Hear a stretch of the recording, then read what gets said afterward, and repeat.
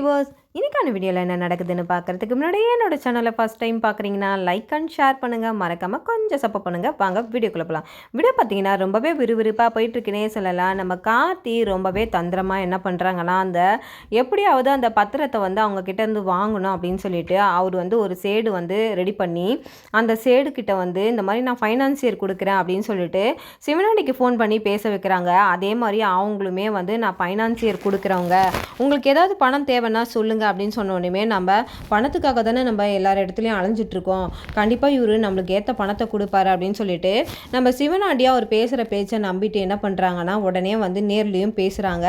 அதுக்கப்புறம் அவர் சொல்கிறாரு, 50 கோடி தேவைன்னா கொஞ்சம் கஷ்டம்தான், இருந்தாலும் நாளைக்கு காலைல நீங்கள் வந்துடுங்க அப்படின்னு சொல்லிட்டு அவங்களும் சொல்கிறதுனால நம்ம சிவனாண்டி என்ன பண்ணுறாங்கன்னா, ஆஹா நம்மளுக்கு பணம் கிடைக்க போகுது அப்படின்னு சொல்லிட்டு ரொம்பவே சந்தோஷப்பட்டு சந்திராவுக்கும் கால் பண்ணி சொல்கிறாங்க.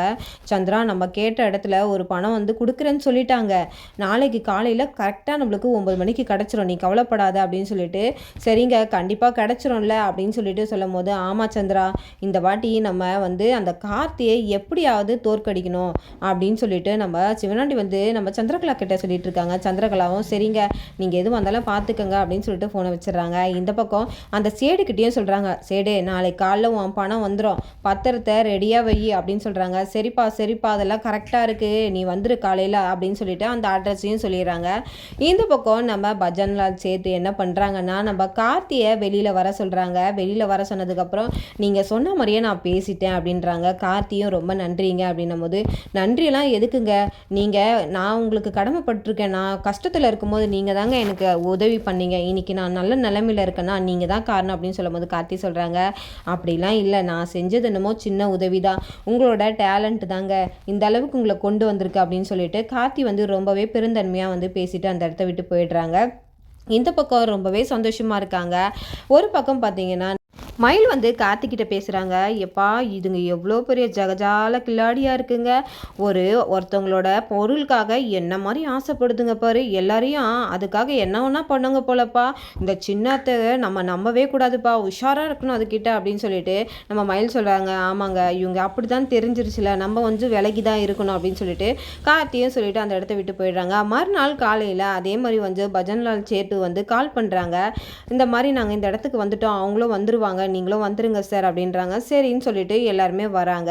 அப்போ நம்ம சந்திரா கேட்குறாங்க, எங்கே சார் ஃபைனான்சியர் கொடுக்குறேன்னு சொன்னீங்க, இன்னும் அந்த பணத்தை நீங்கள் கொடுக்கவே இல்லையே, இவ்வளோ லேட் ஆகுது அப்படின்னு கேட்கும்போது, ஏம்மா நீங்கள் கேட்ட பணம்னா சின்ன பணமா, 50 கோடிமா, அவ்வளோ சீக்கிரத்தில் உங்களுக்கு கிடச்சிருமா, கொஞ்சம் வெயிட் பண்ணுங்கள், எனக்கு மேலே ஒரு ஆள் இருக்காங்க, அவங்க தான் இந்த பணத்தை உங்களுக்கு கொடுக்க போகிறாங்க அப்படின்னு சொல்லிட்டு சந்திரா கிட்ட சேட்டு சொல்கிறாங்க. உடனே என்ன சார் சொல்கிறீங்க, உங்களுக்கு மேலே ஒரு பெரிய ஆள் இருக்காங்களா, அப்போ நீங்கள் எங்களுக்கு இந்த பணம் கொடுக்கலையா அப்படின்னும் போது, நான் எப்படிம்மா இவ்வளோ பணத்தை உங்களுக்கு கொடுக்க முடியும், அந்த அளவுக்குலாம் எனக்கு வசதி இல்லை, எனக்கு மேலே ஒரு அதிகாரி இருக்காங்க, அவங்க தான் இந்த பணத்தை உங்களுக்கு கொடுக்க போகிறாங்க, அவங்க மூலியமாக தான் நான் உங்களை இந்த மாதிரி ஃபினான்ஷியல் விடுறதுக்காக நான் உங்ககிட்ட பேசினேன் அப்படின்னு சொல்லிட்டு சொல்லும் போது, அப்படியா சார், அப்போ அவர் எவ்வளோ பெரிய பணக்காராக இருப்பார், பணத்திலே புரண்டு உருள்றவராக இருப்பார் போல், 50 கோடி ரூபாய் தராருன்னா அவர் சும்மா கிடையாது அப்படின்னு சொல்லிட்டு சந்திரா ரொம்பவே வாயடிச்சு போய் நின்று பேசிட்டு இருக்காங்க.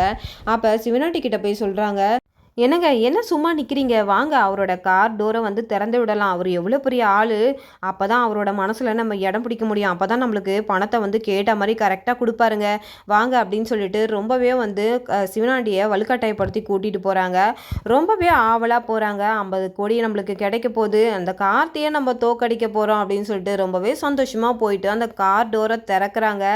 அப்போ தான் நம்ம சந்திரகலாவுக்கு ஒரு ஷாக் அங்கே இருக்குது. நம்ம கார்த்தியை நம்ம சந்திரகலாவே கார் டோரை திறந்து கூப்பிடும் போது அவருக்கு ரொம்ப சந்தோஷமாயிடுது. இந்த பக்கம் நம்ம சந்திரகலாவுக்கு அதை பார்த்துட்டு எரிச்சலாயிடுது, போயும் இவனுக்கா நம்ம ஒரு பணிவிட செஞ்சோம் அப்படின்னு சொல்லிட்டு அதை நினச்சி ரொம்பவே அந்த இடத்துல குறுகி நின்றுடுறாங்கன்னே சொல்லலாம்.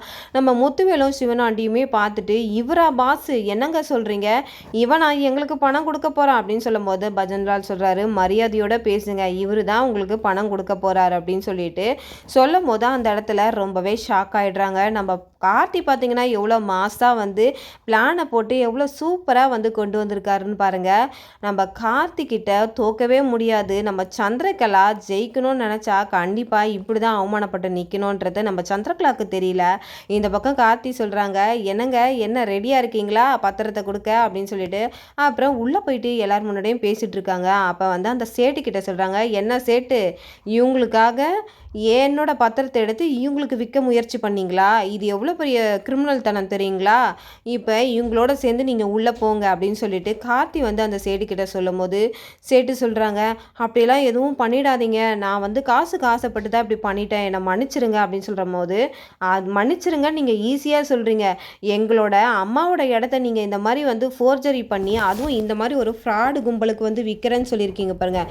அதுவும் எவ்வளோ பெரிய முட்டாள் பாருங்கள். 5 கோடி இடத்த இது 50 கோடிக்கு தரேன்னு சொன்னோனையும் நீங்கள் வந்து அதுக்கு ஆசைப்பட்டு மயங்கிட்டீங்க. என்னங்க இது, நீங்கள் ஒரு சேட்டாக இருந்துக்கிட்டு இந்த மாதிரி ஒரு வேலையை பார்க்கலாமா? அதுவும் இந்த மூஞ்சுங்க உங்களுக்கு 50 கோடி தருமா அப்படின்னு சொல்லிட்டு மயில்வாகனும் அந்த இடத்துல ரொம்பவே வந்து கேவலமாக பேசிகிட்டு இருக்காரு. இதெல்லாம் பார்த்துட்டு சந்திரா ரொம்பவே ஆத்திரமாகறாங்க. ஒழுங்கு மரியாதையாக என்னோட டாக்குமெண்ட்ஸை கொடுத்துருங்க, அப்படி நீங்கள் கொடுக்கலனா நாளைக்கு நீங்கள் உள்ளே தான் போவீங்க அப்படின்னு சொல்லிட்டு சேட்டுக்கிட்ட வந்து பேசும்போது, சேட்டு அப்படிலாம் பண்ணிடாதீங்க, நான் உங்களுக்கு இந்த டாக்குமெண்ட்ஸை கொடுத்துட்றேன், என்னை மன்னிச்சிருங்க அப்படின்னு சொல்லிட்டு இந்த டாக்குமெண்ட்ஸையும் கொடுத்துட்றாங்க.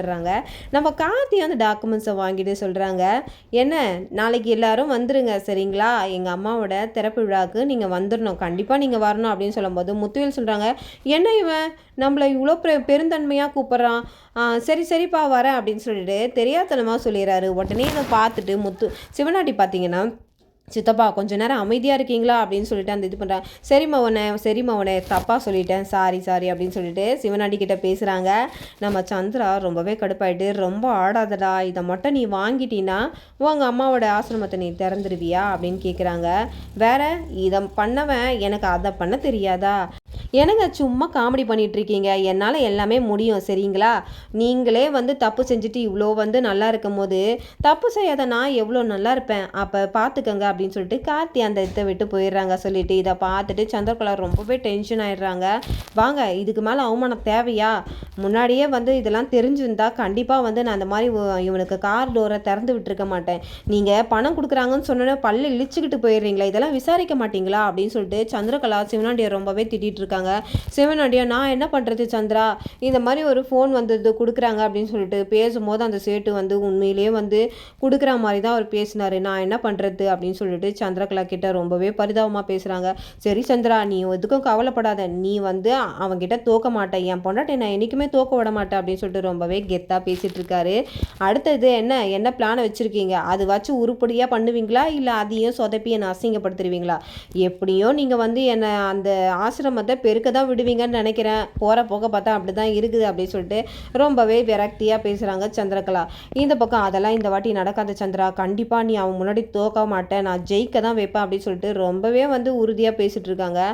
அப்போ தான் முத்துவேல் கேட்குறாங்க, மவனே அடுத்தது என்ன பிளான் வச்சுருக்க அப்படின்னு சொல்லும்போது, அப்போ நம்ம சிவனாட்டி சொல்கிறாங்க, இந்த மாதிரி வந்து அந்த சிலைக்குள்ளே ஒரு பாமை வைக்க போகிறேன், அந்த பாமை வச்சு அந்த சிலையை திறக்கும் போது அந்த பாம்பு வெடிச்சு அங்கே இருக்கிறவங்க யாருமே வந்து உயிர் தப்பவே கூடாது, எல்லாரும் வந்து அப்படியே போய் சேரணும் அப்படின்னு சொல்லிட்டு உடனே சிவனாண்டியும் நம்ம முத்துவேலும் அந்த பாம் ரெடி பண்ணுறதுக்காக அந்த ஆசிரமத்துக்கு போகிறாங்க. அங்கே போனதுக்கப்புறம் இந்த வேலையை அங்கே செய்கிறாங்க. பாமெல்லாம் செட் பண்ணி வச்சுட்டு, இந்த வாட்டி நம்ம இந்த குறி தப்பவே கூடாது சித்தப்பா அப்படின்னு சொல்லிட்டு சொல்கிறாங்க. நீ கவலைப்படாத மவனே, கண்டிப்பாக இது நல்லா நம்மளுக்கு சக்ஸஸாக தான் ஆகும் அப்படின்னு சொல்லிட்டு ஒரு பக்கம் இவங்க பேசிகிட்டு இருக்காங்க.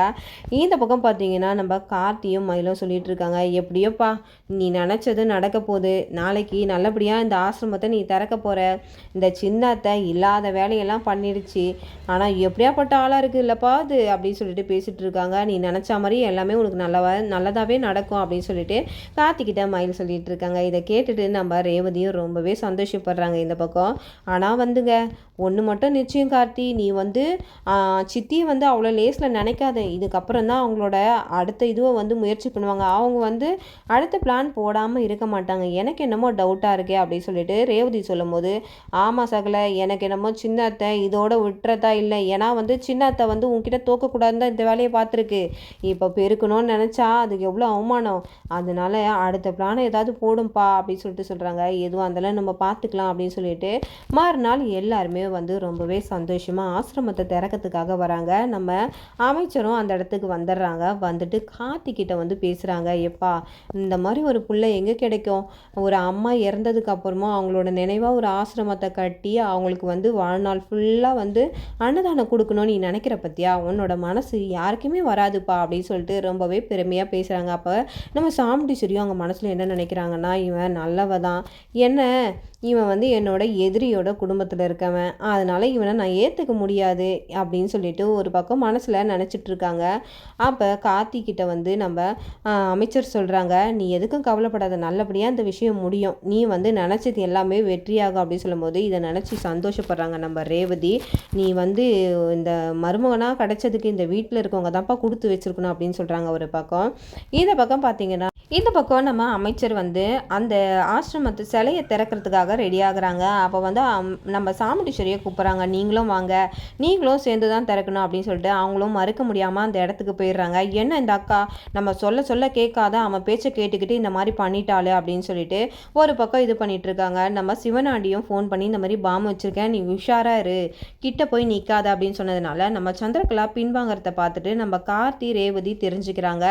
இவங்க ஏதோ ஒரு விஷயத்த பண்ணுறாங்க, அதனால தான் பின்வாங்குறாங்க அப்படின்னு சொல்லிட்டு. அப்போ தான் நம்ம ரேவதிக்கு ஞாபகம் வருது, அந்த தீபாவளி பண்டிகையில் கூட பெரிய வெடிகுண்டை, நாட்டு வெடிகுண்டை நம்ம இதில் வச்சுட்டு சித்தி கொஞ்சம் பின்னாடி நவுந்தாங்க பார்த்தீங்களா, எனக்கு என்னமோ டவுட்டாக இருக்குது, இங்கே ஏதோ ஒரு பொருளை வச்சுருக்காங்க அப்படின்னு சொல்லி ரேவதி, எனக்கு என்னமோ ராஜா மனசு சரியில்லை, ஏதோ ஒரு விஷயம் நடக்க போகுது அப்படின்னு தோணுது அப்படின்னு சொல்லும்போது நம்ம மயிலும் சொல்கிறாங்க, ஆமாப்பா எனக்கு என்னமோ இந்த சின்னத்தை மேலே டவுட்டாக இருக்குது, இந்த சின்னத்தை பின்னாடியே போகுதுன்னா இங்கே ஏதோ ஒரு விஷயம் நடக்க போகுதுன்னு தான், அப்போ இந்த சின்னத்தையே நம்ம முன்னாடி கூப்பிட்டு நிறுத்த வைக்கணும் அப்படின்னு சொல்லிட்டு போயிட்டு மயில் வந்து, ஏன் சின்னத்தை பின்னாடி போகிறீங்க, இது உங்கள் மாப்பிள்ளையோட ஃபங்க்ஷனு, நீங்கள் ஏன் பின்னாடி நிற்கிறீங்க, வாங்க வாங்க முன்னாடி வந்து நில்லுங்க அப்படின்னு சொல்லிட்டு நம்ம மயில் போயிட்டு நம்ம சந்திரகலாவை கூட்டிகிட்டு வந்து முன்னாடி நிற்கிறாங்க. நம்ம சந்திரகலாவில் அந்த இடத்துல ஒன்றுமே பண்ண முடியல. என்னடா இது அப்படி, இந்த ஒரு பக்கம் பாம்பு வச்சுட்டு இது பண்ணுறாங்க, இந்த பக்கம் இவனுங்க நம்மளை இவ்வளோ தூரம் கூட்டிகிட்டு வந்து நிறுத்த வச்சிட்டாங்களே, ஏதாவது ஆகிடுமோ அப்படின்னு சொல்லிட்டு ஒரு பக்கம் பதட்டமாகவே இருக்காங்க. ஆனால் வந்து உடனே சிவனாண்டிக்கு ஒரு பதட்டம் ஏற்படுது. என்னடா இது, சந்திராவை முன்னாடி கூட்டி நிறுத்த வச்சிட்டானுங்க, இதுக்கு மேலே நம்ம வெயிட் பண்ணால் வேலைக்கு ஆகாது, நம்ம இந்த பாம்பை டிஸ்போஸ் பண்ணால் தான் நம்ம சந்திராவோட உயிரை நம்ம காப்பாற்ற முடியும்னு சொல்லிட்டு சந்திராக்காக அந்த பாம்பை டிஸ்போஸ் பண்ணிடுறாங்க. அதுக்கப்புறம் அந்த சிலையும் நல்லபடியாக திறந்து முடிச்சிடுறாங்க. நம்ம கார்த்திகிட்ட சந்திரா தோற்று போயிட்டாங்கன்னே சொல்லலாம். இந்த வேலைலாம் முடிஞ்சவனே உடனே மயில் வந்து, என்ன அத்தை ரெடி ஆகிட்டிங்களா ஆசிரமத்தை கூட்டி பெருக்கி துடைக்க அப்படின்னு சொல்லும் போது நம்ம சந்திராவுக்கு ஒரே கடுப்பாயிடுது. அந்த இடத்துல என்ன சொல்கிறதுனே தெரியாமல் முழிச்சிட்டு இருக்காங்க. இதோட பார்த்தீங்கன்னா இந்த வீடியோ முடியுது. நாளைக்கான வீடியோவில் என்ன நடக்குதுன்னு பார்க்குறதுக்கு முன்னாடி என்னோட ரிவ்யூ உங்களுக்கு பிடிச்சிருந்தா மறக்காமல் உங்களோட கமெண்ட்களை என்னோட கமெண்ட் பாக்ஸில் தெரிவிங்க. தேங்க்யூ.